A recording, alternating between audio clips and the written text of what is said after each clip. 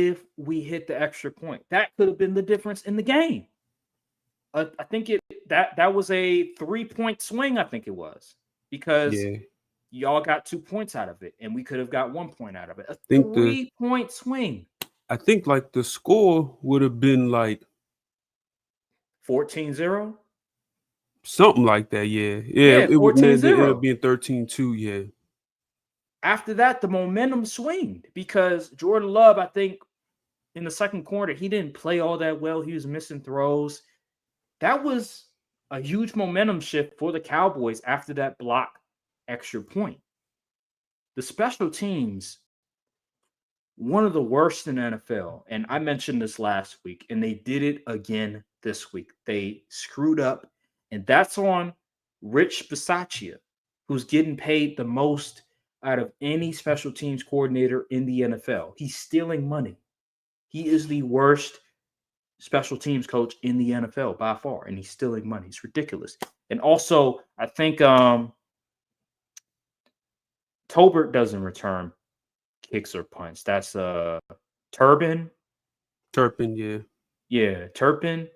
Bro, he was getting like a lot of yardage returning kicks. And that helped Best you in the guys league. score touchdowns. Yeah, man. This is ridiculous, bro. All I'll say this, and then I'll turn it to you, and you could talk about what you liked about Dak's performance. I'm glad that we have a bye week. Thank God. I don't like early bye weeks, but for this team, we need it because the past 2 weeks versus the first 2 weeks is night and day. And I feel like this team, we need to reassess just some of the things that we were doing from weeks 1 and 2 versus 3 and 4, and how we can fix all of this because we got exposed week 3 with our offensive line, and then week 4 our defense got exposed. So this is a great time for a bye week because now there's film on us.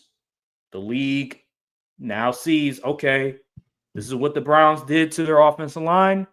Oh, this is what the Cowboys offense did to their defense. How are they going to respond? And also special teams as well. How are you going to respond? What adjustments are you going to make for the remainder of the season? Because this team is too talented to be making all these mistakes.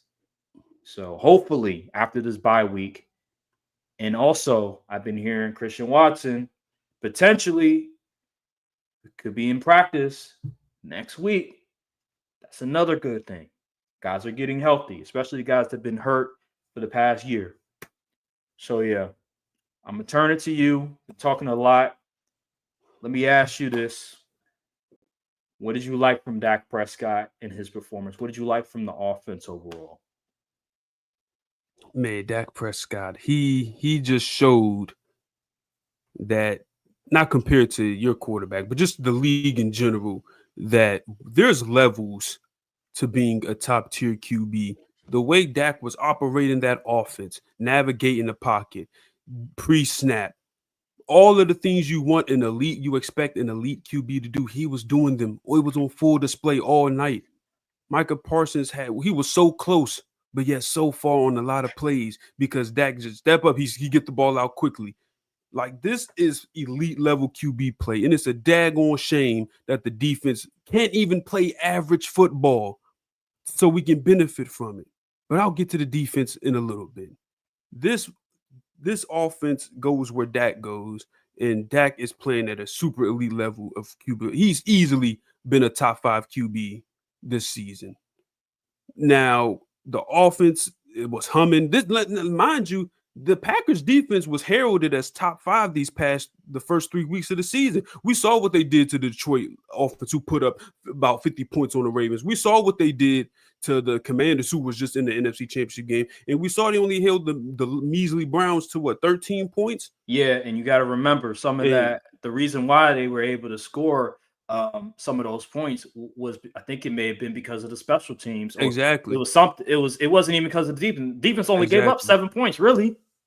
Exactly. So the way to go in there when in a game where people counted you out, they expected it to be a blowout, lose by multiple scores type ordeal, and you put up 40 on that defense. That shows you how efficient this offense is. So then I got to give a salute to Brian Schottenheimer. I got to give a salute to Clayton Adams because those two have done what Mike McCarthy wasn't able to do in recent years, and it is put up and look good offensively against one of the top defenses in the league. Every time we play a top defense, Mike McCarthy, it would take forever to figure stuff out. It'd be too little too late. We was out the gate. We're not out the gate, but we didn't look like we didn't know what we were doing. We looked crazy. We looked a little crazy that one drive where he ran 3 plays in a row, first drive of the game.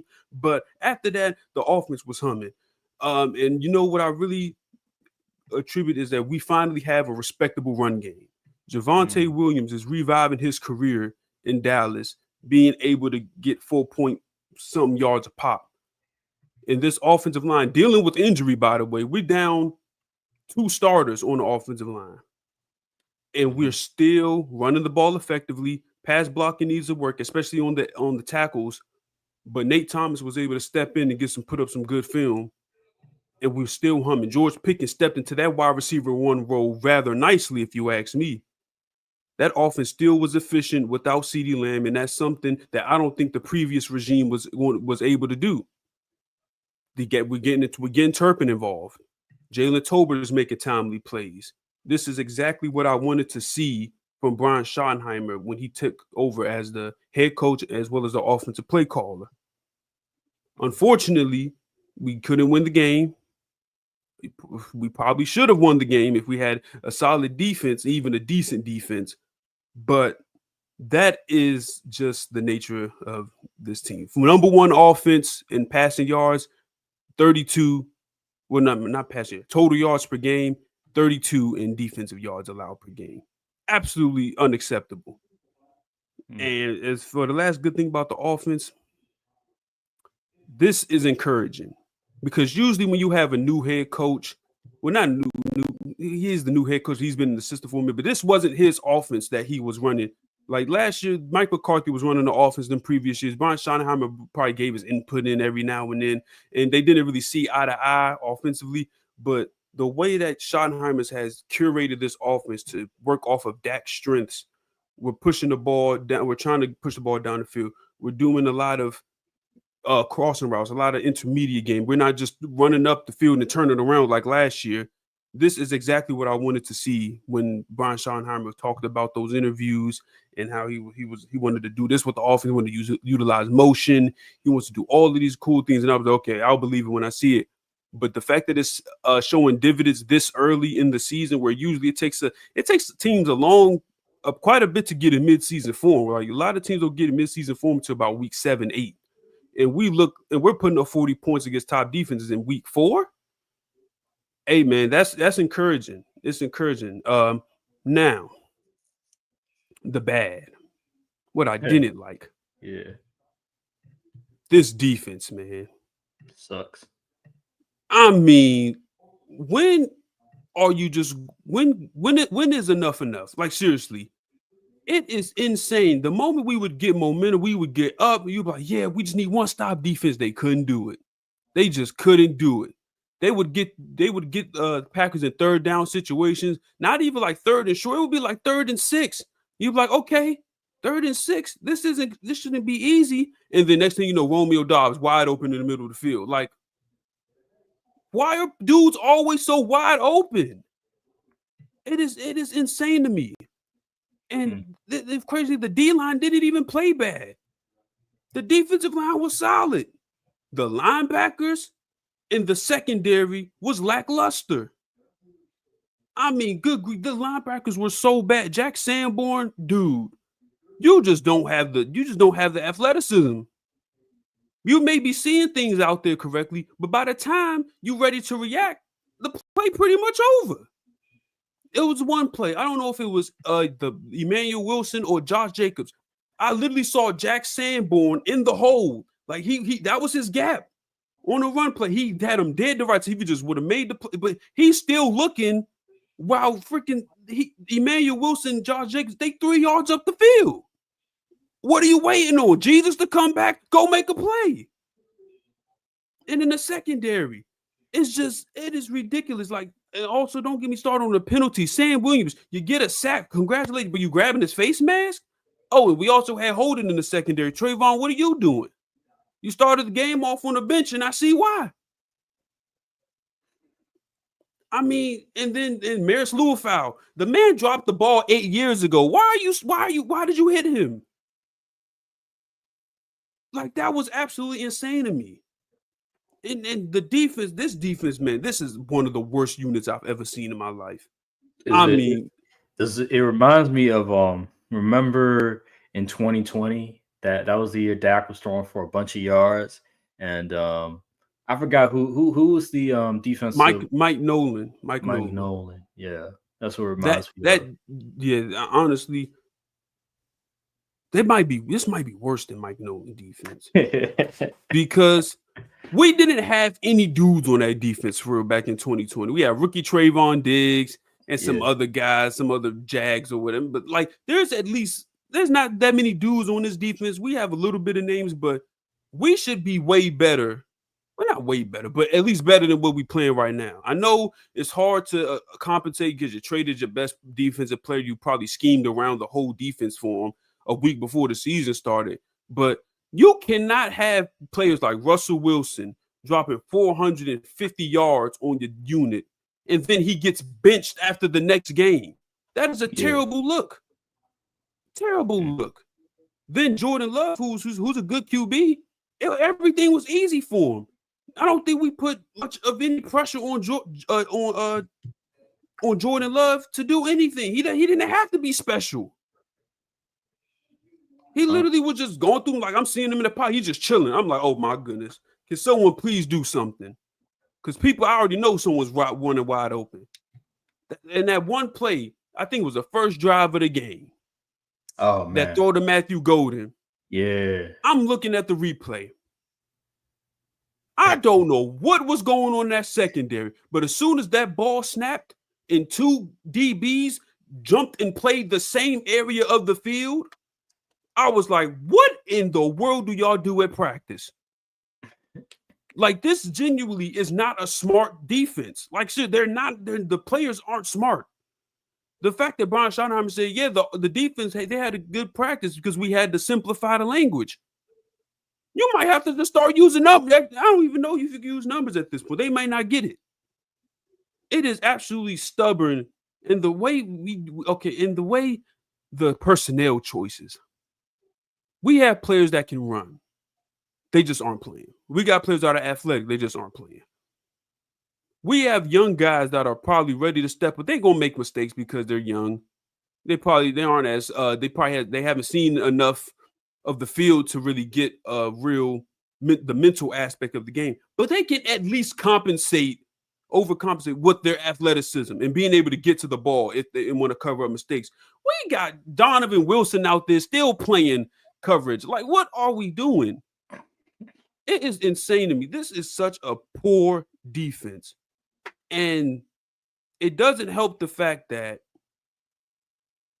yes, we're better run defense. I'll give him that. We're much better run defense. But you're sacrificing so many things in the passing defense department. I just cannot support it. It is ridiculous. Matt Eberflus, you got to get this under control. Because I promise you, if Justin Fields go out there next week, those for 300-something yards, and Gary Wilson got 3 you got to get fired. I don't care if we win, lose. You let Justin Fields light you up like that, you need to lose your job. Because you coached him. You should know his strengths and weaknesses. If you can't exploit that, you got to go. Well, look at Caleb Williams. Man, yeah. At least Ben Johnson, he's a gangster play caller, right? We all know, but like, if you can't get Justin Fields to look kind of crazy again, you gotta go. I'm sorry. That is egregious, man. Kenny Clark and Osa can only do so much. Jadeveon Clowney came in, he made a few plays. He looked good out there. I ain't gonna lie, he looked kind of good out there. But the linebackers, something's got to change up personnel wise. You can't just go out and trot the same dudes out there week after week and just expect them to get better. Like, no. You want to talk about holding the players accountable? and being able to make changes, we need to see some changes in this personnel on the defense. Linebackers, sorry, Kenneth Murray, sorry, Jack Sanborn. You have seniority because you're vets, but y'all aren't playing good. I'd rather play if we're gonna be trash with experience. I'll at least put the young trash in. Maybe they could get some development going. If that's the case, Donovan Wilson, you shouldn't be starting. The secondary looked much better once they had Marquise Bell and Wanye Thomas out there. Trey Diggs, y'all still think you still need time to recover from that ACL. They probably shouldn't start you next week either.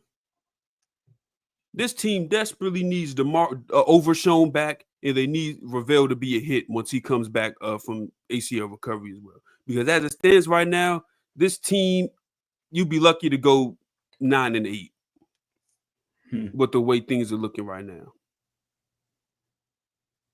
Salute, yeah, that defensive staff, man, y'all got to get it together, bro. I don't know if it's the scheme. I think it's a little bit of both. It's the players and the scheme at this point because the good players are playing good. The bad players look even worse in hindsight. So that's my old analysis of the game. I do want to talk about the Packers a little bit though. The Packers, this is the problem with Micah Parsons. And it's not that he's lackluster player. He shows up. But the problem is when you game plan around eliminating Micah Parsons, that defense didn't look special at all. You looked like how you looked last year when you was getting taken advantage of by one of the better offenses in the league, like the Lions per se. Because Lucas Van Ness, was he even on the field?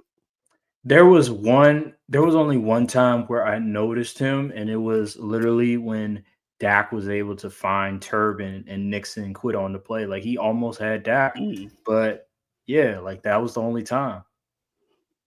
Like your defense looked very regular once we start double teaming Micah, sending chips over them, and really start keying in. And the Cowboys also fell victim to that as well. Once the teams in the playoffs, they got to scheming around, slowing down Micah and eliminating him from the game. Like the defense didn't look good.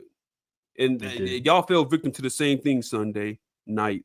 And so I need Jeff Hafley. He needs to get it together because this isn't going to be the last time you're going to face an offense with some chops like the Cowboys. You got to play the Lions again. And I know y'all got them the first game, but the Lions look much better than they did week one.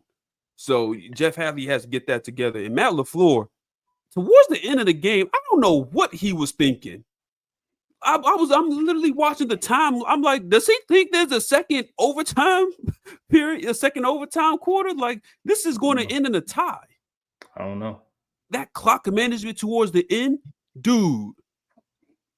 If you nearly almost lost because you mismanaged the clock. Like that is absurd. You are a veteran head coach and you're still having these issues with game management. It's crazy to me. Like they were taking a sweet time like they didn't have to go score. Like, were you trying to win or were you just weren't trying to lose? I think he was perfectly content with just ending it in a tie. And that is a problem. You were not calling plays like you were trying to score. You threw a screen, which got shut down immediately. Then you threw like some type of swing pass to the back that got shut down immediately. Then you took a shot or two towards the end of it was too late. Too late. It was too little too late. Yep. You were working with borrowed time, and I don't understand. I'm glad he did it because of course I didn't want to lose, but yeah. that is crazy. I'm not sure what he was thinking. I know your offensive line, y'all played decent enough. You consider them the injuries and all that. But it just felt like LaFleur was coaching scared in that overtime period. It was very odd. It was very odd. I said it, man. Like he's not very aggressive. We talked about this in our preseason evaluation of predicting the conference, and we were talking about Matt LaFleur has to lock in these moments. Yeah, I said you got to lock in the play calling because I remember last year I felt like his play calling was lacking in certain areas. I think it was a bit predictable. And this season, he's been a lot better, I will say. There, especially against that Commanders game, I thought he called his best game that I can recall in terms of play calling. But this game specifically, while yes, the offense scored a bunch of points when it matters most, he still resorted back to some of the old just flaws that he's had over the years. And if you noticed, I remember when Aaron Rodgers was the starting QB, they would bump heads on certain things regarding play calling, and this is probably the reason why. Is because he just gets scared in certain moments. And when you had Aaron Rodgers, you didn't really have to worry too much because he was just going to uh, be like, no, we're going to do this. And he, as a first time, second time coach, he was like, okay, you're the quarterback, you're the leader. We're going to follow your lead. While with Jordan Love, he's a young QB. I think Jordan Love got drafted the same year Matt LaFleur was the head coach. I think he was maybe his first or second year. So he has autonomy on all that aspect and all that areas. So Jordan Love is not going to be like, no, we're not going to do this. We're going to do this. Matt LaFleur is going to be like, bro, you're going to run these plays. You're going to run my scheme, and that's that. This is all on Matt LaFleur. The time management was all on Matt LaFleur because he ran those plays. If he would have ran better plays that doesn't chew the clock, we would have maybe won the game instead of tying the game. So And honestly, it is what it is, man. it looked like to me, from my where I was sitting at as a non-fan and just a viewer of the game, it looked like once the overtime period hit, he was calling plays to limit risk for Jordan Love. Yeah. And we know Jordan Love can get a little frantic and get a little crazy with Right. some of the throws he makes in crunch times, but he hasn't been doing that this year. No. So I don't understand why it kind of seemed like he was just kind of conservative with the call. It was very odd. Like, why you wait till the overtime period to now start trying to run the ball and do all that stuff? Like, dude, your QB has been ripping it up and down the field all game. Stick to what's been working. He did this last week with the Browns. I mentioned this and how we could have potentially scored a touchdown if we had better play calling instead of the running the ball. I think it was maybe twice in a row. How about pass the ball? And the Browns picked up on it, and we had to resort to a field goal that eventually got blocked. These are things that Matt LaFleur he still needs to learn, which is unfortunate given this is like I think year 5 in his coaching career as the Green Bay Packers coach.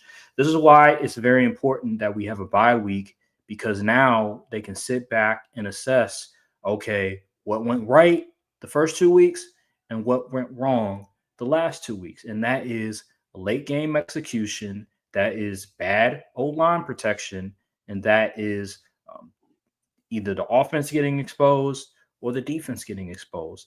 This has been a total team collapse. And I'm glad that the Packers are now able to eat some of that humble pie. Y'all aren't as good as you think. Got a lot of talent, but relax. Relax. It's a process. And I do think this isn't the end of the Packers. I think they can grow from this. It's just all about correcting some of those mistakes. It's still early in the season. I'm glad it's only we're going on week 5 right now. I'm glad we're still early in the season and that these are things that hasn't happened towards like week 9 or something. This happened early in the season. So there's still time to correct these mistakes and we have our bye week. So hopefully they correct those mistakes. Hopefully guys come back healthy. Aaron Banks, Zach Tom, maybe even a Christian Watson who's going to add a different dimension to our already good offense. And it'll help us in the next couple of games, the next few games that we have, because the schedule coming up is going to get pretty light for us. The next game we have is against the Bengals. I mean, this is a great matchup to test just some of the things that we potentially have been working on during the bye week. So hopefully after the bye week, the Packers can correct some of those mistakes and they'll look very dominant against a pretty bad Bengals team. But it remains to be seen. But we can move on. I think we've been talking a lot, nearly 40 minutes about this. So I think it's good if we can move on to another big game that I was wrong about, and that is the Ravens versus I tried to Chiefs. tell you. So I didn't realize that it was this bad for Baltimore. let's forget about the injuries for a second. Just overall defensively, even when they were healthy, they were bad. Um, Roquan Smith is just not playing to the level that he was last year and the years prior. Marlon Humphreys, he's just not good anymore. Like it's safe to say his best days are behind him. So he's somebody that you have to look to try to replace him with the better corner in the Well, you draft gotta or have to. He's something. hurt. Exactly. So and then they lose Matabuki, uh, arguably their best pass rusher He for his the career season. might be in danger Really, really. because that new neck What injuries ain't no joke. Oh man. So they have that to worry about. Mike Green, I haven't heard much about him He's and his he's he's not play. good. He's not good so far. That's a problem. That's a big problem. And I haven't heard much about Malachi Starks either. I don't know if he's good. I don't know. I don't know what's going on with Not him. me either. So he's a bit of a blur as well. There's just so many things going on with that defense that it's not good. John Harbaugh seems like every single year is slowing, crashing down for him. It seems like each year the team is becoming even more undisciplined. And this year is starting to show its ugly head compared to all the previous years where they were winning games because of Lamar's greatness and because they had a great defensive coordinator in Mike McDonald. But now you don't have that. Now you have Zach Orr, who looks like a fraud. And then you have a defense that has regressed because of maybe old age, maybe because of injuries. And now you have Lamar Jackson, who's hurt. So, with that being said, I'm going to say this: the Ravens season is over. I Mm. think it's safe to say that my Super Bowl prediction of the Ravens is officially dead. I think this is a lost year because of injuries, because of regression from the players, and because of bad coaching. I think it's safe to say that we can scratch off the Ravens as Super Bowl contenders. And if I'm the Ravens right now, given everything that's happened the past few days, I'm trying to tank. We need to get a high draft pick because as of this moment, this defense is not good enough. We thought it was good enough given some of the pieces. But some of the guys on the team, they just regress so much that you have to fill some of these spots with younger talent, ascending talent, because a lot of these dudes, their best days are numbered. So that's where I'm at with the Ravens. I think offensively they're going to be fine because they have Lamar, because they have some pieces. But defensively, they're gonna have to fill some holes, man, because some of these dudes are just not good and they need a new defensive coordinator. And I think John Harbaugh potentially needs to be out as well because you were looked at as one of the better teams in the NFL this season. You were looked at as possibly the best team in the NFL. And you lay an egg like this. Even when you were healthy, you lay an egg. Something has to give. A message needs to be sent. And John Harbaugh has been with the Ravens for so long. He's won a Super Bowl with them. Sometimes it just comes to a point where you need a new voice. And maybe John Harbaugh, he's just overstayed his welcome and his voice is getting tiresome. And they need a new voice. And that's fine. The Packers got rid of Mike McCarthy and he won a Super Bowl with them. And guess what? They get Matt LaFleur first year. They go to the NFC Championship game, and they've been winning ever since. Maybe the Ravens just need a new voice. Maybe that's just the case because as of this moment, given what we've seen from the Ravens from 2019 on, although they've been winning a lot of games, situationally, in the biggest of games, they fall flat. You can blame, oh, it's because of this guy. Oh, it's because of this guy. Oh, because of the defense. I just think when you see this occurring for the past 6 years, a lot of that has to boil down to the head coach and what he's doing and what habits he's teaching. I just think they need a new voice. I know people like, who are you going to replace him with? Well, hey, there's somebody out there. There's Shoot, somebody put out there. Todd Monken as the head coach. Well, I don't know how he is as a leader, but Okay, true. there's somebody out there.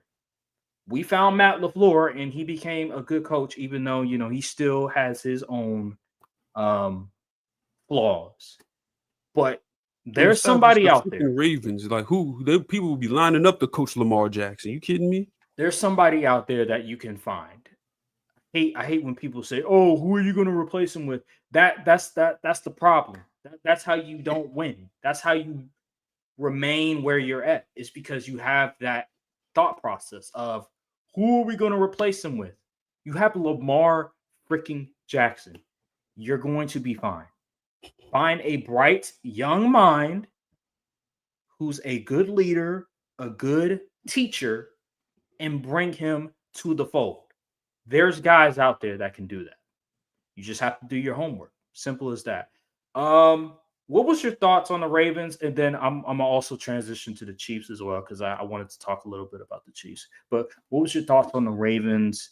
Um, I don't know. I guess as of this moment, do you think their season's over? Uh, yeah. Do you think their season's over? Oh man, the Ravens, they looked horrible in that game versus the Chiefs. Even before all the injuries really hit them during the middle of the game, they just didn't look. Once again, they didn't look prepared. They didn't look ready for the moment yet again. And this is my gripe with John Harbaugh. He's been in great position with good teams and good rosters year after year. But when it comes to the Bills, the Chiefs of the world, think about it. The last real game that a Harbaugh led team showed up for was 2023 against the Niners, where the defense forced 5 turnovers. Other than that, haven't really seen it. You go, oh, they beat the Texans, but like, were the Ravens really in any danger of losing that game? No. But it's just a constant cycle. And I'm just going to figure out when are fans going to get tired of it.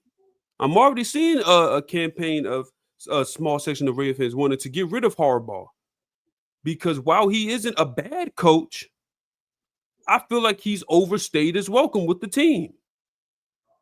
He won that ring in the Obama administration. We got to get over that. Like, seriously. Because he had rosters just as good as that Ravens team, and they just haven't got it done. I felt like I knew the writing was on the wall when they lost to the Chiefs in the NFC Championship game, where they held the Chiefs to like 3 points in the second half, and they still couldn't get it done. What more can you really ask? Yeah. One of the best teams we've seen in our lifetime getting held to 3 points second half. You still can't win, and you're the home team. That is inexcusable. And we're just now seeing the mask is starting to fall on the mystique of John Harbaugh.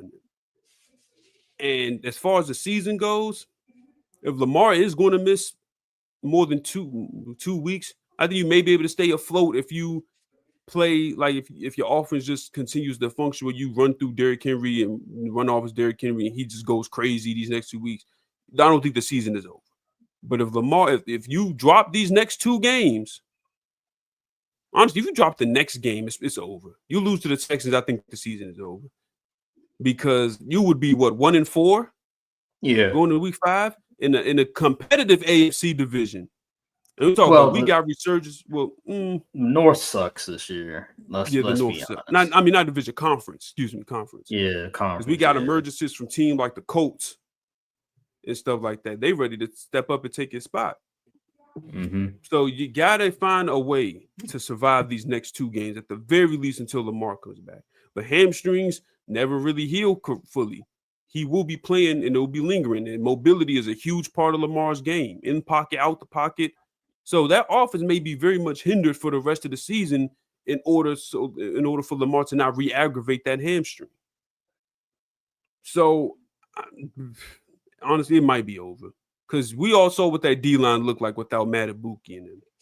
They got no push on the Chiefs, and the Chiefs' O line is not very great.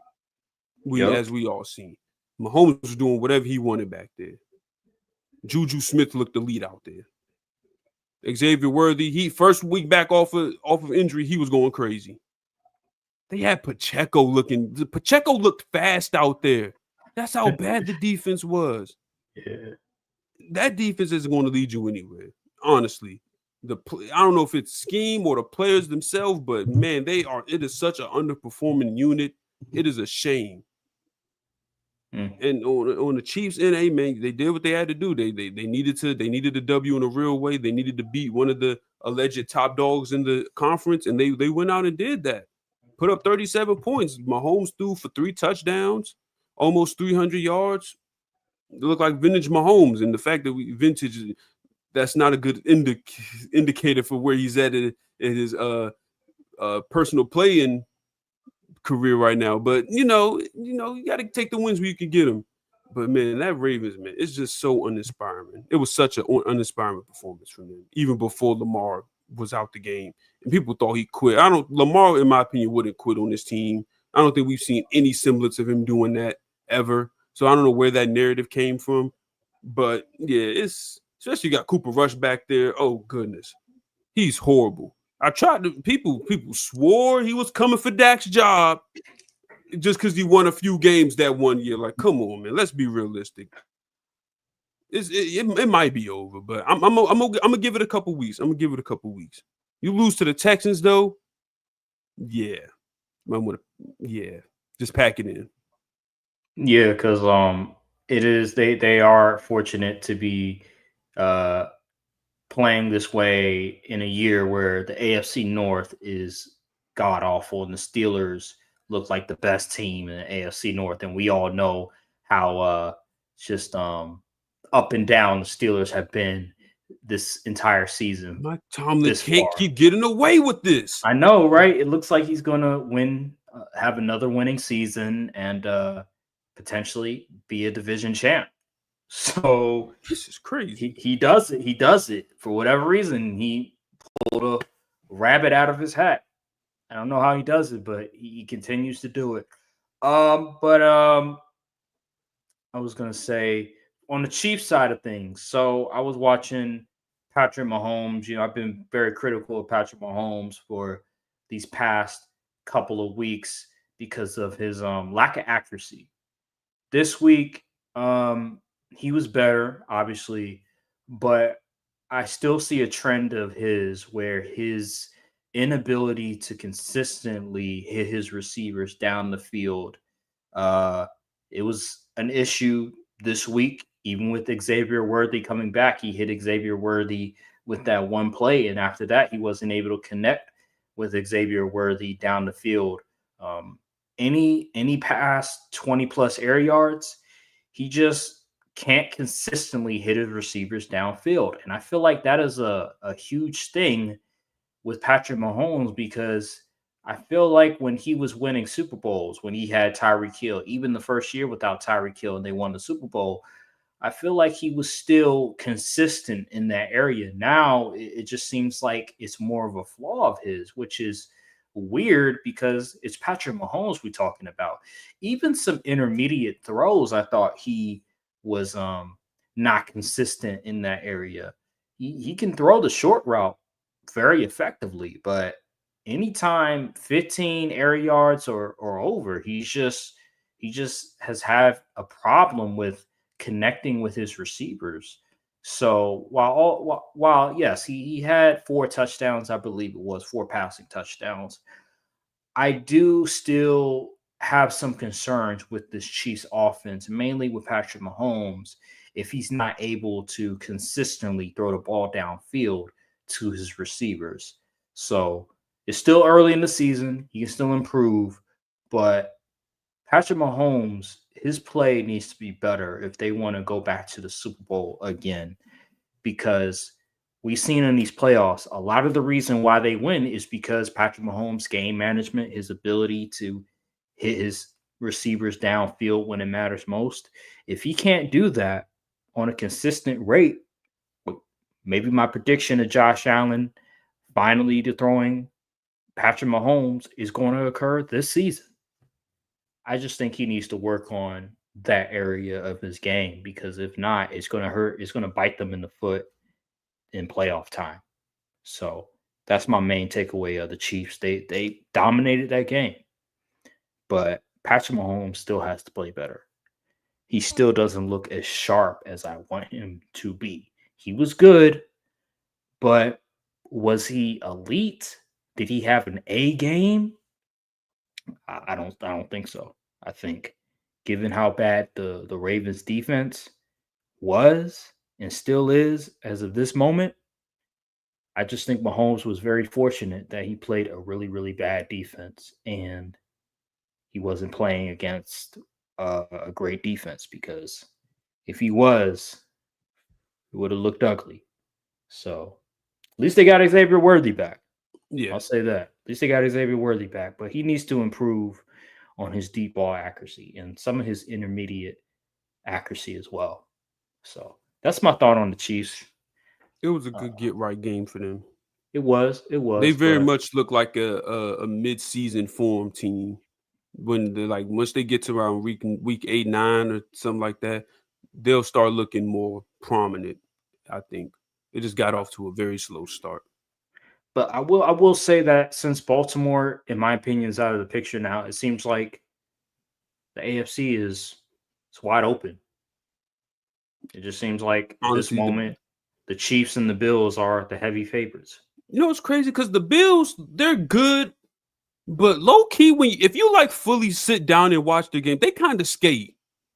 Like they play with fire a little because the Saints they could have very much won that game. It was a 2 point game at one point. The Saints, It seems like the same thing is occurring what happened last year, if we remember correctly. Because although yes, the Chiefs they were winning games, they weren't playing all that well. They were skating by the nail of their teeth. It seems like this year, maybe I'm wrong, but it seems like it's almost the same in terms of the Chiefs early on. They're not playing their best football. They look like a shell of themselves, and then all of a sudden they peak right when they need to peak, and then the playoffs roll around and they just beat the teams they need to beat, and they make the Super Bowl again. It just seems like a team that once they're healthy, once we get towards November, close to Thanksgiving, that all of a sudden everything is going to click. They're going to find their identity. Pacheco, Kareem Hunt, these guys are going to finally be able to run the football, and Mahomes is finally going to play a lot better. I just think right now they're I think they're 3-1, which is no, they're 2-2, which is not bad. It's still early in the season. We're going on week 5. I just think they're in a decent spot at this moment with all the struggles that they have. The sky isn't falling. They just had a good offensive performance. no one else in that division looks truly dominant or anything. I mean, They Chargers haven't just lost to the Giants. they haven't suffered major injuries. So They're actually getting dudes back. I believe the Chiefs at this very moment, they can do it again. They can really do it again. And it's unfortunate because I'm tired of seeing the Chiefs. I really am. I'm tired of seeing the Chiefs in the Super Bowl. I'm looking around the AFC, like outside of the Bills, who's really in? I guess the Colts. The Colts looking pretty good, but is this one of those Linsanity runs? Daniel Jones and company. Mhm. Who's really looking dominant out there? There's nobody. There's nobody really. The great teams are in NFC. Really, the really good built teams with the really good built teams are in the NFC at this moment. The Rams, the Packers, the Lions, the Eagles. Eagles, yeah. Those are Buccaneers. Buccaneers have an outside chance. Like those 5 teams, all the really good teams are in the NFC. While in the AFC, you could say, well, the better quarterbacks are in the AFC because of Allen, because of Lamar, because of Patrick Herbert, Mahomes and yeah. Herbert. But like the overall team itself is just not on the level of the teams in the NFC. So it just seems like to me, outside of the Chiefs and the Bills, there's not really another team that can compete with those because the Chargers lost Rashawn Slater. Joe Alt Nah, is they going to lost. come Joe back. Alt went down. Yep. He's going to come back. I think it was like a high ankle Mhm. sprain. I believe it was. It wasn't a major injury. So he'll come back in like maybe 2 to 4 weeks. But you still lose your top offensive lineman for the season. That's major when it comes to the playoffs because you're going to need him. The Chargers, I will say Quentin Johnston, his growth as a player is great. That's really helped them offensively. And it seems like their offense has just improved significantly because of his growth. I do wish they would rely more on Lat McConkey. It seems like he's not getting involved as much as you would like. Keenan Allen is having a resurgence with the Chargers. But again, like they just lost to the Giants, and you know, I just can't really trust the Chargers. I just really can't trust the And the Chargers. Broncos, boy, Bo Nix is bad. Yeah, although he did have a bounce back game, he had that one interception, but overall he did have a decent Yeah. game against arguably one of the worst teams in the NFL. But I can't trust the Broncos either. I'm just not comfortable with Bo Nix beating Mahomes or Josh Allen. I don't think he's capable of doing that at this moment. So that's really what I'm looking at. Like, and then the Colts, you have Daniel Jones starting at quarterback. Yes, he's been playing good this year, but it's Daniel Jones. I don't trust Daniel Jones in big spots. So those are really the teams that you have to worry about in the AFC. And to be honest, that's not good enough. That is not good enough. So Mahomes, the Chiefs, as long as they get healthy, as long as they can figure out this offense, it's an easy path because they have Josh Allen in the Bills' numbers in the playoffs. So if the Bills are the only team you have to worry about, dog, what we talking about? It seems like another Chiefs Super Bowl appearance against whoever may be in the NFC. If it's the Eagles, if it's the Lions, if it's the Packers, if it's the Buccaneers, if it's the Rams, whoever it may be. The AFC Seems felt like like it feels like the 2025 Western Conference, where it was the Thunder and then whoever else. yeah, exactly. So I want to transition to the Eagles versus the Buccaneers game. So the first half, the Eagles ran away. They were dominant. I remember I was watching the game and I remember I forgot what play it was, but like Jalen Hurts, um, I think it was the pass rush was coming. I think he stepped up in the pocket and he was rolling left and he was able to deliver a football. I'm like, damn, I can't believe he did that. But then the second half rolls around, and let me tell you, I was watching the film. It was so bad. Oh my gosh. Jalen Hurts in the second half had the same amount of passing yards as you and I did. I know. I think he have like 0. -1 yards. I thought it was 0. Oh, zero. Regardless, it's still bad. Well, he had no pass Zero. completion, so I was watching it, and so I think a lot of it is scheme. I think the not. scheme is just bad. Here's the thing. Here's the thing, though. 3 different offensive coordinators, and they all been showing the same inefficiencies with the scheme. Is it really scheme at this point, or is that what the quarterback is comfortable doing? I will. You make a great point because I will tell you that on a couple of occasions, Jalen Hurts, it felt like he was trying to force feed AJ Brown.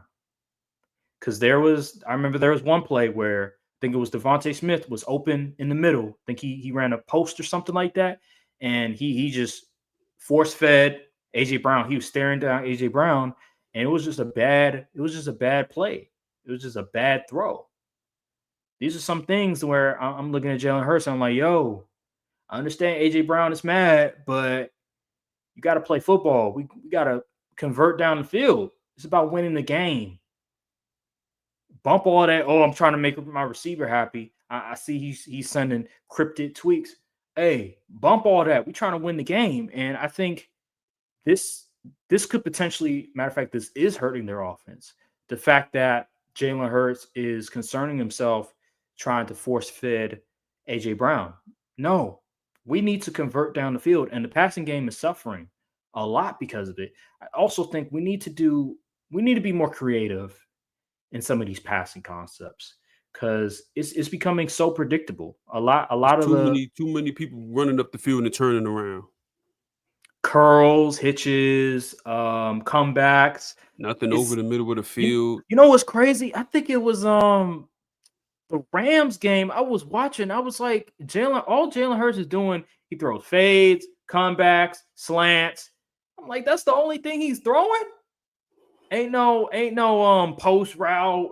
Ain't no no intermediate corners, throws. I'm like, he's throwing the same 3 no routes. digs, no No, nothing. nothing. I'm like, what? That's it? So this is not a championship offense, in my opinion.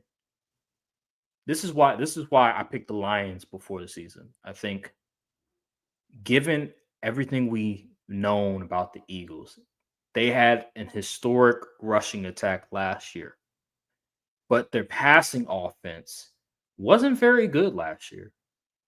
Um, and this year it's not very good either. You can argue it's worse. It's actually a lot worse. I don't think they can win the Super Bowl. I don't even think they can make a Super Bowl if they continue down this road. Yes, they're 4-0. Absolutely. They beat the Rams They beat good teams. Yeah. mainly because of special teams. Let's get that out the way. That special teams, Eagles have arguably the best special teams in the NFL. If it wasn't for the special teams blocking the field goal, the Eagles are 3-1 right now. But their defense is still good. Special teams is really good. They're winning games not because of necessarily their offense, but because of other factors. And it's hiding a lot of their deficiencies. I'm just looking at this tape and I'm saying, how long is this going to last? Because they don't have a Patrick Mahomes. If this was Patrick Mahomes, I'm like, all right, they'll figure it out because they have the best QB we've ever seen in the past 20 years. But they have Jalen Hurts. Jalen Hurts he's not close to the level of a Patrick Mahomes, a Josh Allen, or Lamar Jackson. So how long is this going to last before it finally bites them in the foot? And I think the playoffs, when it rolls around and you get the Lions, for example, who can score points in bunches and they get McNeil back, it's going to be a problem. It's going to be a big problem because they have a pretty decent defensive line, in my opinion, especially the D tackles. They just drafted Williams out of Ohio State. So you add him to the table. Hutchinson's playing really well with them. McNeil comes back. That's going to be a problem for the Eagles. I'm telling you, bro. Like this offense with They got good linebacker play. Yeah. with Saquon struggling as he is right now, and then the fact that Landon Dickerson, he came into the season limping, and you have I think another offensive lineman, I believe he's Cam either a Jurgens. rookie. Somebody came. Yeah, him. You have these question marks on the offensive line. It's going to bite them in the foot come playoff time. That's where I'm at with the Eagles. The Buccaneers. They just started off way too slow. It They was too started late. off really slow. It was way too late. I saw a tweet online that said, "Hey, if Ibuka would have not taken his time on a touchdown, maybe they Yeah, would that have was had more so time." stupid. That was silly. That was a silly tweet. I just think overall I don't know. It was just too much of a deficit for them to overcome, given that they were down by so many points. But they nearly Then came Baker threw back. that interception in the red zone, which definitely didn't help. Yeah, it definitely didn't Like help. But live to fight another play, Baker. Come on. I do think that the Eagles, although they are 4-0, although they have the best record in the NFL, there are things that they need to correct. A lot of things they need to correct offensively if they want to be back-to-back champions. I don't see it right now. I don't know how they can fix it, but at this moment, I still have the Lions as the favorites in the NFC, even though they lost to my Packers. But again, I told you that the Lions, with 2 new coordinators, it was going to take time. It only took 1 week. It literally only took 1 week. But I knew the first week of the season it was going to take time, and eventually now they're back to being the Lions again. Let me So tell you the mark of usually a mark of a how good a team is. Underrated stat people usually don't bring up is point differential. yeah, The that's Eagles are 4-0, but they rank 11th in point differential. mm-hmm. They're only what 3 spots above the 2-2 Commanders. Mm-hmm. I, I don't know, man. Remember last year with the Chiefs? I think they had a historically low point differential. I think For their record, yeah. yeah, for the record, I think The they had the Lions, they lead lowest. the league in point differential at 49. Mm-hmm. Dominant wins. Dominant wins. Yep.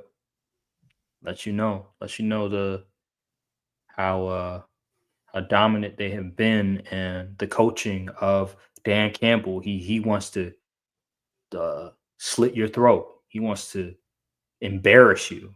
While with the Eagles, it seems like at certain times, certain halves, like it could be the first half, or it could be the second half, they just have drives where there's nothing going on. And that's a problem. Very predictable. Very predictable. Yeah, They the just got the offense. talent to make Yeah. up for it. Yeah, but come playoff time, yes, they do have the talent. They do have the receivers. But we saw in 2023, like let's not act like 2023 didn't happen, where Jalen Hurts struggled for majority of that season. And I know you were saying like, Then hey, like Jalen then like Hurts is around like not. week 10, they started going crazy. Yeah, no, well, I wasn't talking about 2024. I was talking about, remember the year Oh, 23. where Brian, Yeah, I know what you're talking about. Yeah. remember they Shane Steichen left, and then the new offensive coordinator was Brian Johnson. Brian Johnson. Yeah, Yeah, they look and terrible. Yeah. that offense was garbage by like week 11. Like they were winning games like very closely, and then all of a sudden they just kept losing. They went into the playoffs and they got smoked by Yeah. the Buccaneers.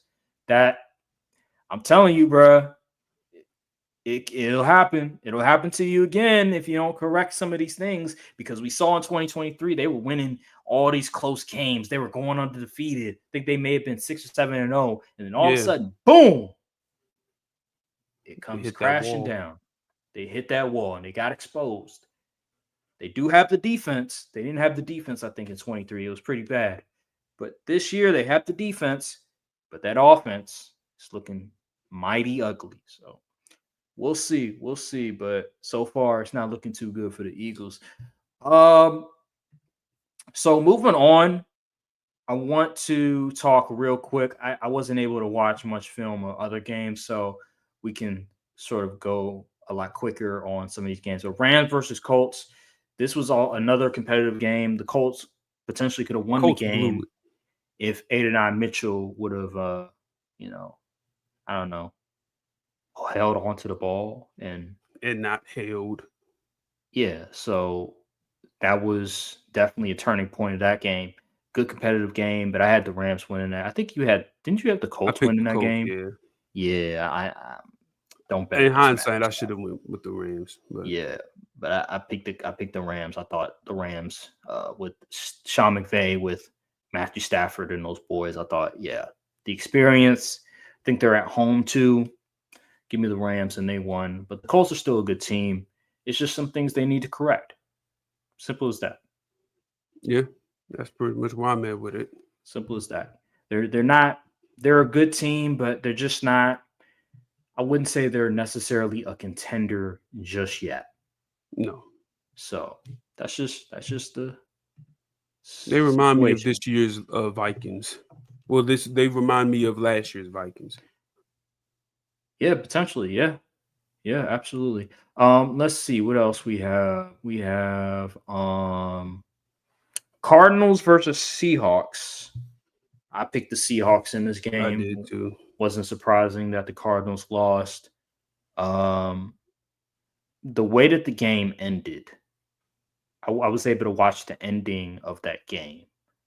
Um, just what was your thoughts on the ending of that game and how everything transpired? Because it came down to a field goal, and I believe the Cardinals had opportunities to win the game, but they just They blew it. did.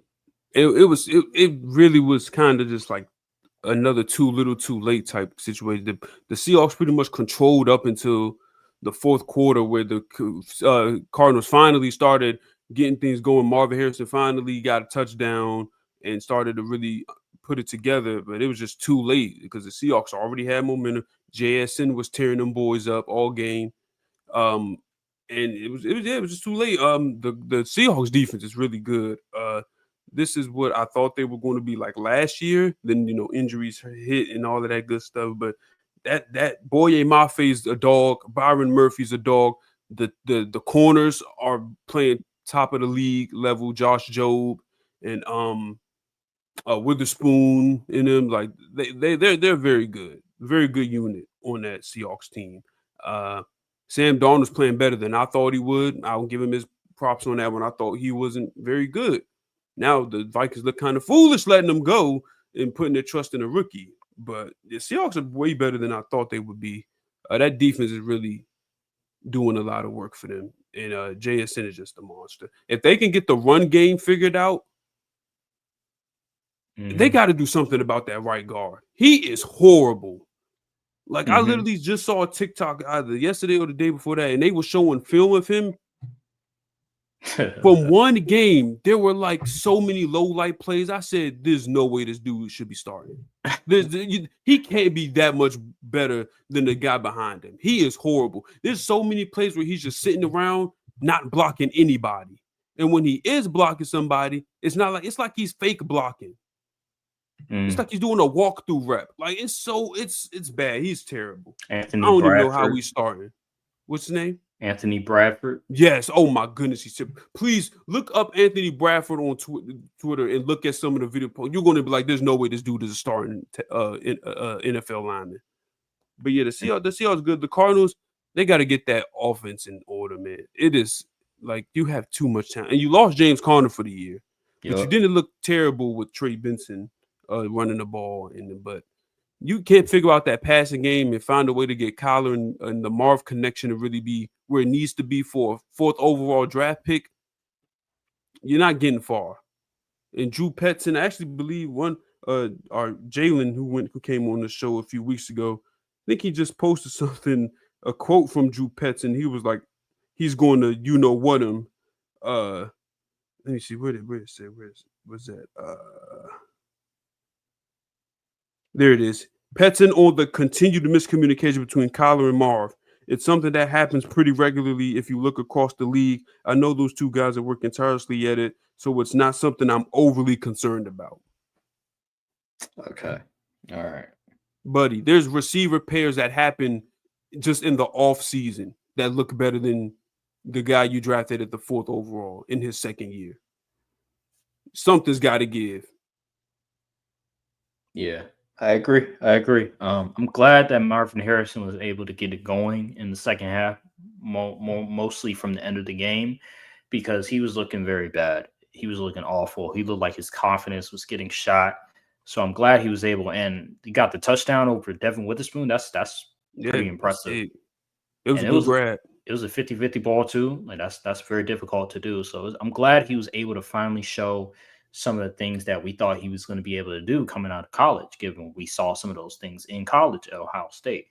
But I'm still skeptical about Marvin Harrison Jr. I don't think that we should all of a sudden be confident that this will turn around for him. I just think that right now, what we've seen his rookie year and at this point before the 4th quarter, he just looks very questionable. His confidence, his inability to catch easy passes. Like these are routine passes that he's not able to catch and gain separation as well. Like there's times where I'm like, damn, like I didn't know you were this slow. I didn't know you were this incapable of creating separation for yourself, because I thought in college he was very elite in that aspect. But in the NFL, he just can't consistently create separation. And maybe it's because of his lack of speed, his lack of quickness, which I thought wasn't a concern coming out of college. I thought he was pretty. I thought he was fast. Thought he had pretty decent speed and quickness. Maybe Ryan Day and his passing concepts. Maybe that hid some of his deficiencies as a route runner. Sophomore tape was special. He looked like a flawless player. I don't know what the heck happened. I really don't know, but he just doesn't look like that same player that we saw at Ohio State. So we'll see. I think it all comes down to Marvin Harrison Jr. I don't think this is a Drew Petzing. This is a Kyler Murray thing. I think this is a Marvin Harrison Jr. And he does have to take advantage of opportunity. He has to be aggressive. He has to want it. And if he does get the opportunities, he has to meet it and he has to excel at it. And if he excels at those opportunities, I pretty much believe that Drew Petzing and Kyler Murray will figure out ways to get him the ball But right now, it seems like that's just not the case because he's not showing them that you can trust him as of this moment. So it comes down to Marvin Harrison Jr. to me. All right. Moving on.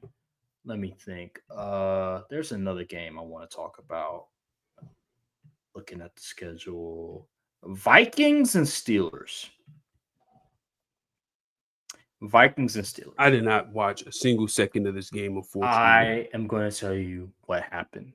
This game is a classic example of how a QB can single-handedly ruin your football team. Carson Wentz was terrible that game. Mm. And this is a bad sign for the Minnesota Vikings because they have a really well-built team. They have a lot of good offensive weapons. They just got Christian Darrisaw back, and they have a great defense with a great defensive mind who's the coordinator for that team in Brian Flores. But when your quarterback is so bad that he leaves plays on the field and he puts your team in harm's way consistently, you're going to end up losing to the Steelers. You're going to end up looking very pathetic offensively. And that is what transpired this past Sunday against the Steelers. Even with JJ McCarthy as the QB, they still looked very pedestrian offensively. So you have a major problem if you're the Minnesota Vikings because even if Carson Wentz isn't starting and you have JJ McCarthy, how are you going to fix this offense? Because as we all know, the head coach, he's this offensive guru. But what are you going to do when you have bad QB play? And that's the problem for this offense. And this is the problem with this team overall because the defense, they're doing their thing. Now, they didn't do their thing this game because Aaron Rodgers was picking them apart. Aaron Rodgers was looking like vintage Aaron Rodgers from the Packers, which was very shocking. I was like, what in the world? The Steelers offense is looking that good? But hey, this Vikings team, I think they're 1-2 right now. Boy, no, they're 2-2. Excuse me, because they beat the Bears and they won the previous week. Something's got to give. Something they might have to trade for somebody, a QB or something. Because right now, Carson Wentz is not that guy. He sucks. He is garbage. So that's my thoughts on this game. DK Metcalf had a really good game. Aaron Rodgers, I mentioned before, he was really good, and the Steelers' defense was they by far had their best performance of the season against the Minnesota Vikings. So if you're a Steelers fan, you're happy, you're like bright and sunny skies ahead. As a Vikings fan, you should be worried because that was a bad look given how much talent is around this team. So yeah, that's my thoughts on the game. I think this is a bigger issue with how they handle the whole Sam Darnold situation. I know Sam Darnold didn't look good in big moments last year, but for you to just let him just walk and then hope the guy that you drafted turns into Sam Darnold, essentially, not the greatest strategy in my opinion.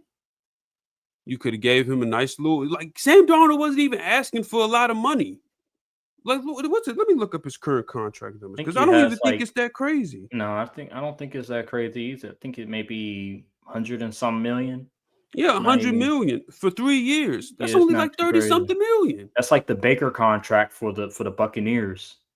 Yeah, like I don't know why they I understand you draft a quarterback. I think they may have traded up for JJ McCarthy, so they put a lot of resources in JJ McCarthy, thinking that he can be the difference for our team. And they think that okay, Sam Darnold, he reaches to a certain point. This is a ceiling, but we believe JJ McCarthy, given his age, given that he's under this system for another year, and we're not paying him a whole lot, that we can reach even higher levels. But as of this moment, we've only seen 2 games from him.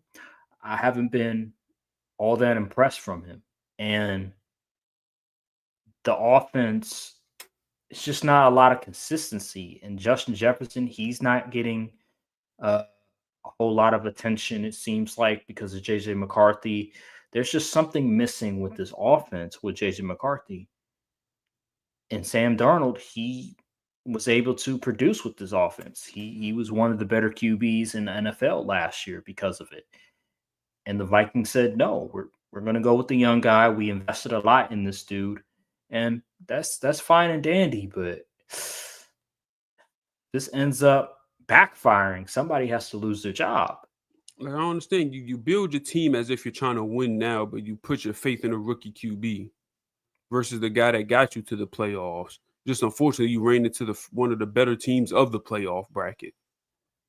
Yeah, I don't know. I know this is hindsight. I know this. This is is hindsight. hindsight. I'm But pretty sure like, over the offseason, I was definitely like iffy on whether they should pay Sam Darnold or not. But again, they're with JJ McCarthy all the time. He's there at the facility. They see what he's doing. I don't know what they saw from him. Maybe they just felt comfortable what they saw from him in college and what he's been doing in the facility, that they believe that he can grow into the quarterback that can ascend this team to a Super Bowl contender. But as of this moment, given he was gone for an entire season and now he's gone for a few weeks, he seems injury prone. And that's a problem as a quarterback. So you have that going for you when you had a QB that, for the most part, hasn't had a major injury in Sam Darnold. That's tough. That's tough. All right, let's move on to real quick. Commanders, Falcons, no Jaden Daniels, no Terry McLaurin. I had the Falcons win this game going away. I yeah, knew it. So it wasn't really much to be surprised about. Although the defense was pretty bad. I wasn't too surprised about it. So not really much to say about that. yeah, I picked the Falcons to win and to cover the spread, which they did. So, hey, I knew the Falcons were due for a bounce back week, and it's just that was going to be too much to overcome with all the injuries on the Commanders, with the 2-star players being out. So, yeah. Yeah, Saints versus Bills. Closer than I would have expected in the fourth quarter. It was a one-score game, but the Bills still won 31-19. They were able to get a good performance out of Josh Allen. James Cook continued to be really good. James Cook has been one of the best running backs in the NFL this entire season, and that has unlocked their offense yet again. But the Saints, they're the Saints. They're just not a good football team, and they're 0-4, and they lost another game that they could have potentially won. So They're that's really scrappy, all I can but they're say. not Yeah, very scrappy. good. Yeah. No, they're not very good. Competitive though, but just not very good. Browns versus Lions. I had the Lions winning, going away. They were at home. Joe Flacco, he had 2 interceptions. He was 16 for 34 passing, which is not good at all. Jameer Gibbs had a good day. Amon-Ra St. Brown had a good day. Jared Goff had a good day. The defense had a good day. It's not really much to talk about for the Detroit Lions. It just seems like the Detroit Lions are Another day in the beginning. office. They're figuring out their identity. They finally realize that, okay, this is what we need to do offensively, and it seems like they're back to their old ways from the previous season before they had all those injuries, and now they're cruising. Um, Patriots versus Panthers. You had the Panthers winning this game. I had the Against Patriots my winning this better game. judgment. I thought the Yeah, I had the Panthers, the Patriots. way the defense been playing for the Panthers, I thought they'd be able to limit Drake May because he hasn't been playing the greatest this year. But the Panthers they wet the bed that game. Oh, technical difficulties. Well, while we're dealing with those technical difficulties, please like, comment, and subscribe to the Courtside View NFL channel. Click the red button right there. Turn on notifications as well so you do not miss out on a single upload. And, matter of fact, go follow the NBA channel. NBA season is starting up in a couple weeks, actually, and we will be covering both NFL and NBA. So if you like basketball, which you should, go do that. As far as this Patriots and Panthers game, not pretty for the Carolina team. It looked bad. Bryce Young didn't look good. He was frustrated on the sideline, throwing his helmet. It might be over for your boy as a starting QB in the NFL after this year. He just hasn't been put together by year 3. If you're not showing us something, you probably never will show us anything. I know there's a few exceptions to the rule, like the Sam Darnold resurgence last year, but as it stands right now, it's not looking good for Bryce Young in the Panthers. The defense they couldn't help him out in this part. Drake May looked really good, which is great investment from the Panthers. From Panthers, Patriots. So hey, that's good for them. That's good for them. I want to talk about the Jaguars and the 49ers game. And this was a very entertaining game for me personally. The Jags defense is slowly, low key, becoming one of the top units in the NFL as it stands this season because they're forcing turnovers, they're limiting elite offenses on a week to week basis, and Trevor Lawrence. Then the offense isn't looking great. Travis Etienne had a great game. Trevor Lawrence still hasn't really put it all the way together, which is unfortunate because he's making all that money. But the passing game still needs work. Brian Thomas Jr. still, I mean, like, what is up with this dude? This man had a phenomenal rookie season just to only put up like 49 yards. Like, I don't understand what's going on with Brian Thomas Jr. It is very disappointing to see. But I feel like the Jags, if they can get that passing game figured out, they will be a very dangerous team as the season progresses. Because that defense is balling. They have a lot of underrated guys on that defensive, especially D line, like Trayvon Walker. He's performing up to the standard of a number 1 overall pick. Josh Hines Allen is doing his thing. Devin Lloyd, he gonna make some money. Devin Lloyd gonna make some money this offseason.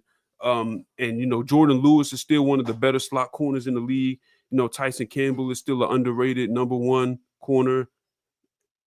Travis Hunter got a little more involved this game, which is what you like to see. But yeah, I feel like the Jags are one of those sleeper teams that, as the season progresses, you'll start to see them if they get in mid-season form on an offensive end. They will be very dangerous towards the end of the season. So, but as far as the 49ers, Brock Purdy did not look great this game. Threw 2 interceptions. He didn't look good out there. He looked shaked. He looked rattled. He looked like he didn't really know what he was seeing a lot of the times. Christian McCaffrey got a lot of usage. I mean, a lot of usage. I don't know. 49ers, they're an interesting case. Very interesting case. They were in it to the end at the very least. They were in it. But lo and behold, they couldn't pull it through. Jaguars win. Good win for them. Good win for Jacksonville. Oh, the after game, the post game spat between Robert Saleh and Liam Cohen. We love a little drama over here. You know what I'm saying? That was funny. That was funny. What games haven't we talked about? Oh yeah, I'm gonna do a little bit Bears and Raiders. The Raiders have a Geno Smith problem. And Geno Smith, he's been heralded as this guy amongst NFL film Twitter and as this dude, oh, you don't know ball if you're not a Geno Smith fan and he's so good. And I'm like, dude, he's throwing multiple interceptions every week. Can we please stop putting him in the tiers with the Herberts and the Dax as far as ball knowledge goes? Please, Geno, it's over. He scammed them dudes. You threw 3 picks against the Bears. That is not an elite defensive unit. I'm glad Ashton Genty looked good. He looked great this week. But boy, they have a Geno Smith problem because the Raiders forced multiple turnovers and Geno Smith gave it right back to him. And since Aaron is the resident, he's the Caleb Williams analyzer of the pod. I needed to get your thoughts on this Bears and Raiders game if you were able to dive into it a little bit. Unfortunately, I wasn't able to look at the Caleb Williams footage. I did hear he didn't play as good as he was against the Cowboys. So Let me look at his stats real quick. He I'm had actually 212 yards, 22 for 37, a touchdown, a pick, about 5.7 yards per average per throw. I mean, eh. yeah, it's still he's still learning, I guess. Max So Crosby was causing havoc that game though. I will. He was everywhere. so this offense is still it still hasn't reached its ceiling yet. It seems like they're still learning. I'll say that it's a work in progress. The Cowboys, you mentioned it before, that defense. A lot of teams are going to get their game off on that defense, so it's not surprising that he has his best game as a pro against that Cowboys defense. This game right here was just a more of what we have seen from the Bears offense this season. I will say it's surprising that they didn't look good against the Raiders, because the Raiders, I don't think their defense is all that great. It's pretty mediocre in my Mariota and them opinion. was able to put up almost 40. Right. So for them to not be able to play well against that Raiders defense is a bit concerning. But hey, it is what it is. They got the victory. They're going into the bye week with, I think, a winning record. So kudos to the Bears. That's the 2-2. Yeah. Well, I Oh, you mean, said I thought you said a yeah, winning winning record. record. Oh man, Is 2-2 really? Is 500 a really a winning 500. record? I mean, yeah. I mean, they. All right, all right. If you don't want to say it's a winning record, I mean, 2-2 is still pretty decent for a team that Yeah. still learning how to win games. So they're going into the bye week. So I mean, Caleb Williams so far, he's been okay. There's still a lot of things that he needs to work on, and we'll see how his game progresses throughout the season. So that's all I really have to say on that matter. I do like the fact that Ashton Genty finally got it going, given the first 3 weeks of the season and how he looked, mainly because of the offensive line and how bad it's been. So I'm glad he was able to really showcase his talent, given all the criticism and the unfair criticism that he's received from a guy like Ryan Clark, who is a former football player who supposedly knows the game really well. I would expect him to understand some of the context surrounding why Ashton Genty isn't excelling until this past week. So, oh yeah, I heard a little bit. You mentioned the Jags as well. Is that Yes, I correct? did mention the Jags. Um, so I You wasn't. want me to reiterate, or you had your own No, no, thoughts on it? I'll give my point across real quick. I wasn't able to watch the all 22 of the Jags this week. I wasn't able to pinpoint what Trevor Lawrence was doing. I think he may have threw a pick, if I'm not mistaken. No, he I, didn't.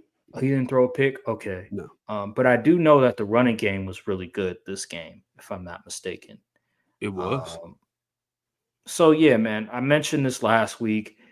I believe Liam Cohen is doing a good job.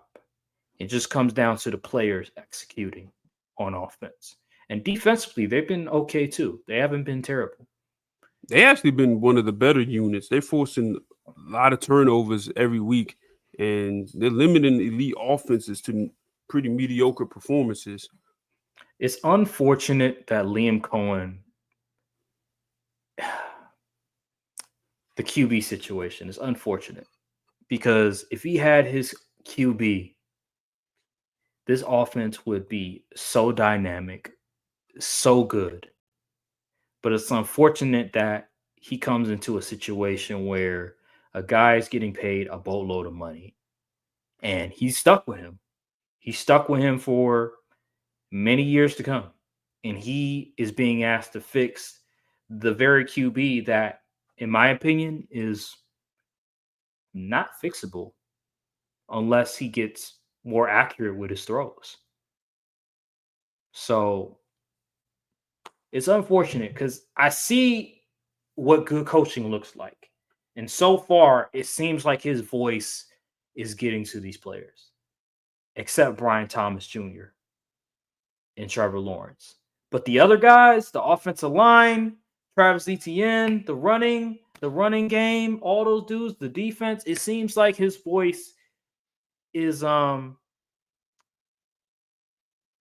is getting to these players. It's just unfortunate that the highest paid player on your team isn't playing at the level that the other players on the team are playing, which is really good. And then the guy that played really well last year for you, Brian Thomas Jr., isn't playing all that well this year. Now, people will say, look who's the passing game coordinator. It's the former Shane offensive Waldron. coordinator for the Bears, Shane Waldron. But then I could tell you, okay, but if you watch the film, Trevor People are Lawrence is open. pinning is missing point blank throws, and Brian Thomas Jr. is dropping easy routine passes. So don't put the blame on Shane Waldron for those guys' mistakes and incompetence. Don't put the blame on Liam Cohen when he's designing these plays. He's putting guys in good position and they're not running the right route, or they're running a horrible route and it results in an interception. These are just things that is on the players. In this game, the fact that they're 3-1 is a testament to Liam Cohen and his coaching. When you have mediocre QB play and not so stellar wide receiver play, I think they're at the top. They're at the top of the league in drops, and they're 3-1. That's coaching. That's coaching. Anywho, all right. What else? What else? What else? I Oh did. yeah, I think I talked a little bit about the Panthers and yeah. The Patriots Patriots. The game. Patriots. Yeah, I said I think this is Bryce Young last year as a starting QB yeah. because we're in year 3. If you haven't shown me anything, you're the number 1 overall pick. It's over. Like Dave Canales, he couldn't fix you up. It might be over. It's probably over. I think another thing that the Panthers have to come to a decision is whether we get rid of Dave Canales as well. Do you just clean slate? Because at this point, looking at the team, I don't see much growth from this team at all. There's no consistent theme with this team. I don't know if Dave Canales is the person that you should rely on for the future of the next QB that you draft. I'm looking at this Panthers organization and I'm like, yo, we're gearing up for Lenora Sellers in 2027. So I Please do. I don't. understand. I hate that for Lenore Sellers. I I, do. I know, but when I look at Lenora Sellers, South Carolina dude, you're in North Carolina. Hey, it's not too far. I just think maybe, just maybe, you give Bryce Young one more year, because when you look at the QBs right now that are potentially coming out of the draft, are you comfortable enough to put your future with any one of these QBs coming out of the draft, like Dante Moore, Garrett Nussmeier? I'm not even going to mention. I don't want to mention Drew Aller because that's a hell no for Drew Aller. Okay, Club Nick.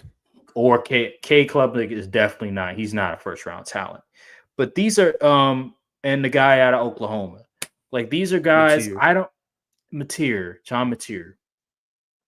I don't know if they're good enough to overcome just some of the dysfunction going around the Panthers organization. It's really That's the why ownership. it, Did it you really have you is. It really seen is. the Panthers record since David Tepper took over as the owner? I want to say they're like 30 something in 84 in 1 or something crazy like that. That's not It's bad. surprising to me. That's not surprising to me. I I look at that and I say, look, maybe you just give him one. Matter of fact, this is what I would do. I would give him one more year. I would. I would give him one more year. I would give Bryce Young one more year. And I would give Dave Canales one more year.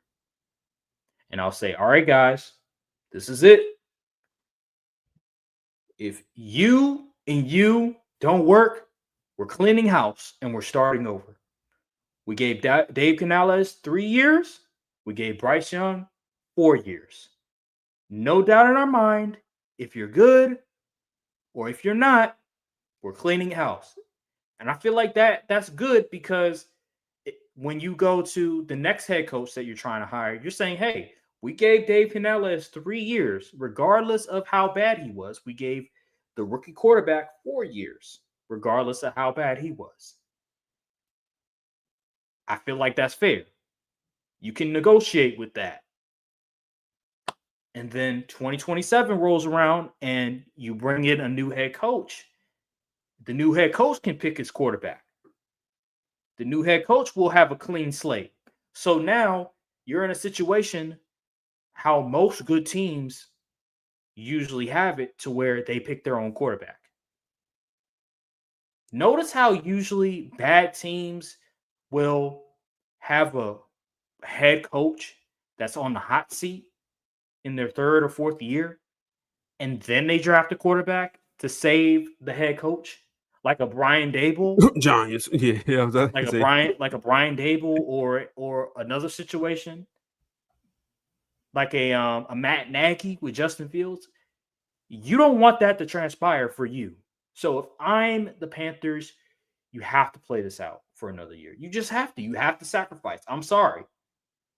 Do you want to win football games or not? Do you want to develop a QB? Do you want to have a talented QB or not?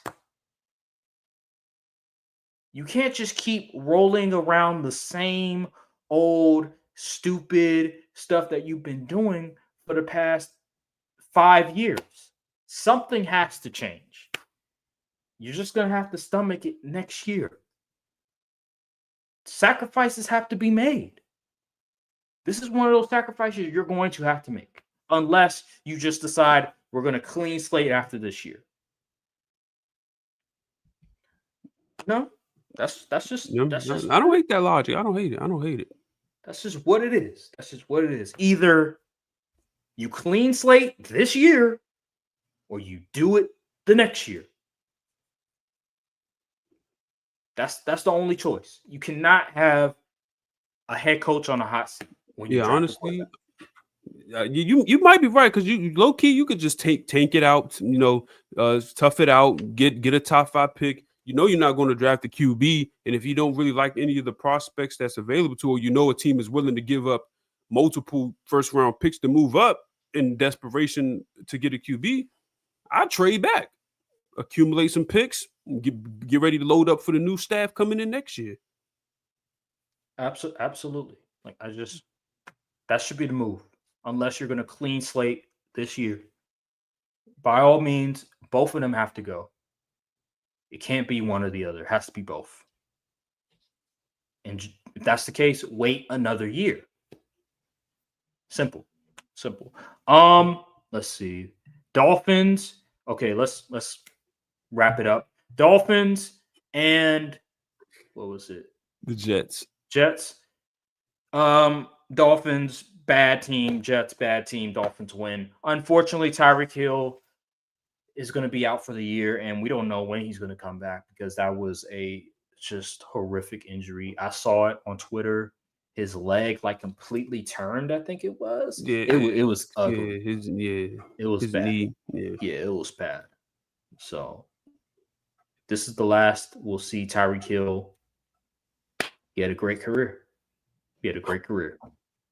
If anybody makes a comeback like that, I think it'd be like Tyreek Hill or something. This dude, he's a genetic specimen. He may just heal up like the Wolverine or something. I don't know. But I want to talk about the Jets.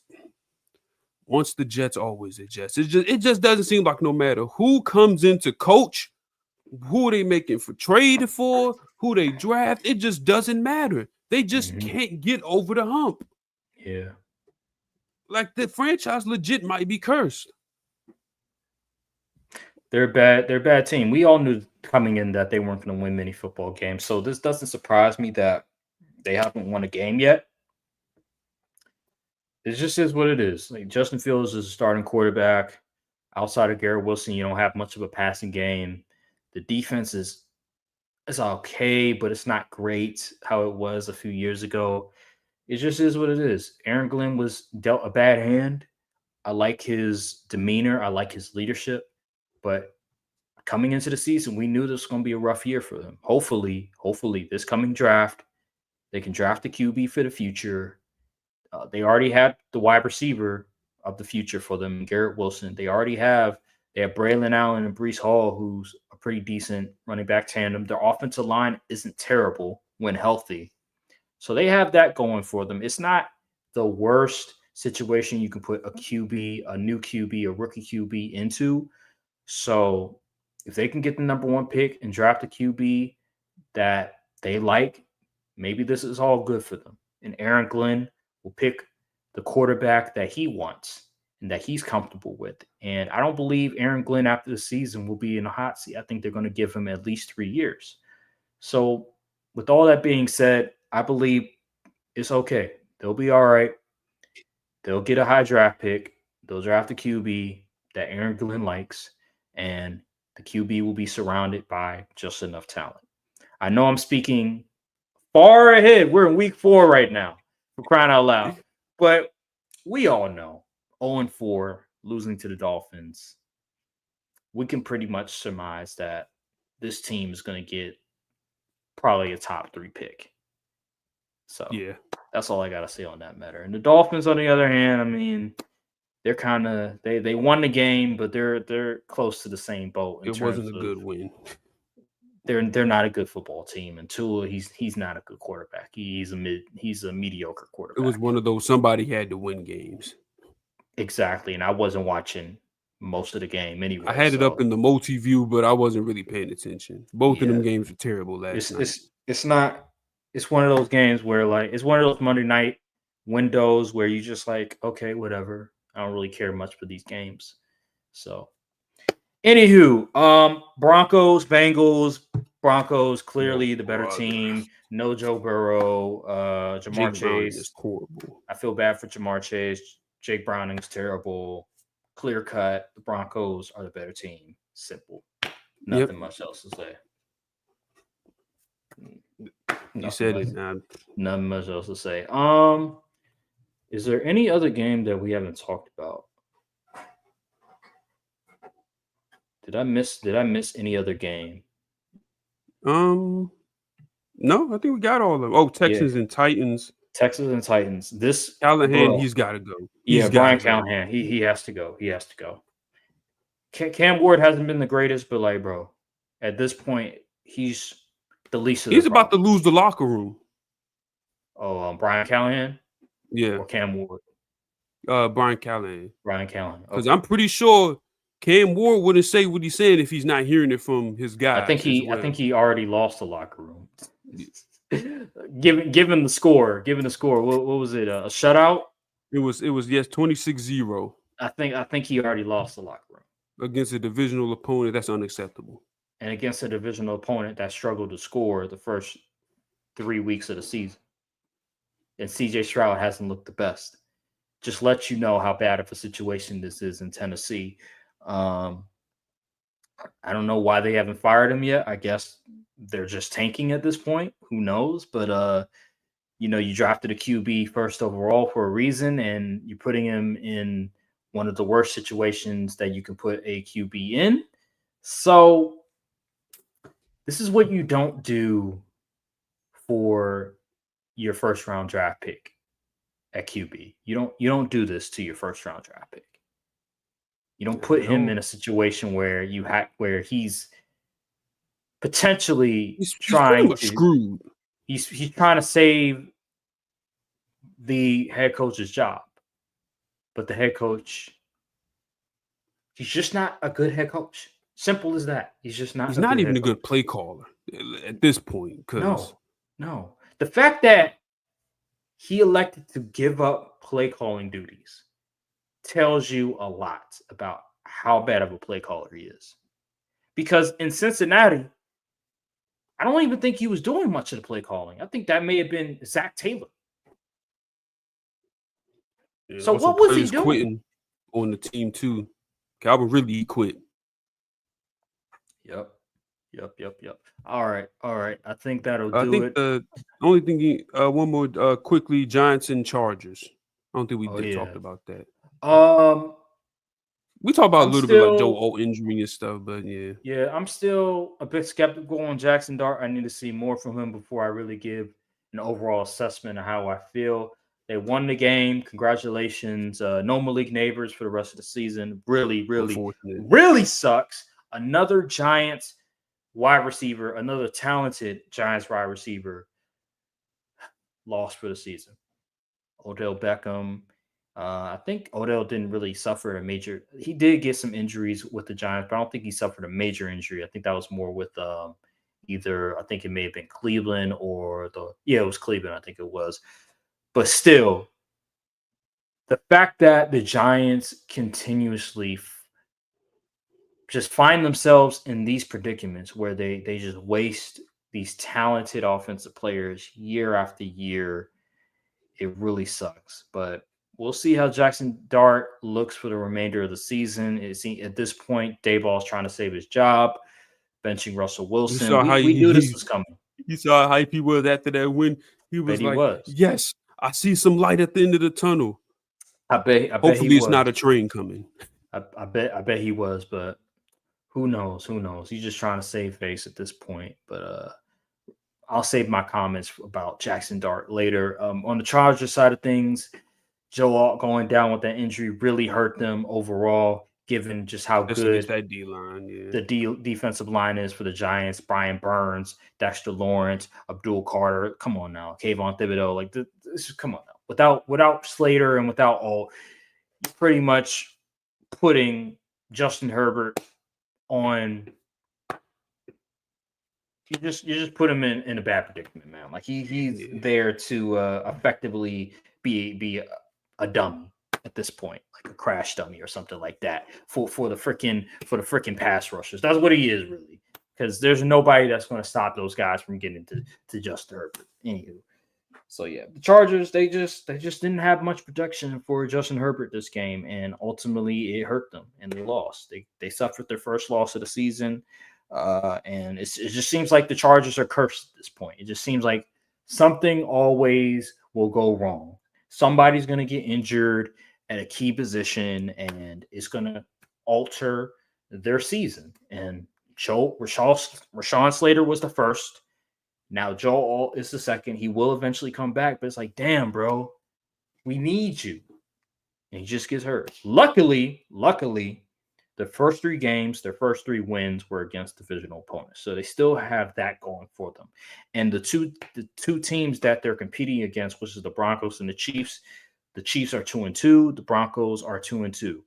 They're 3-1. So they have a game lead. They have a 1.5 game lead on. So that's the only saving grace for them. So Yeah. that's all I gotta say. All right. That's it. I think that'll do it. All right, Brian.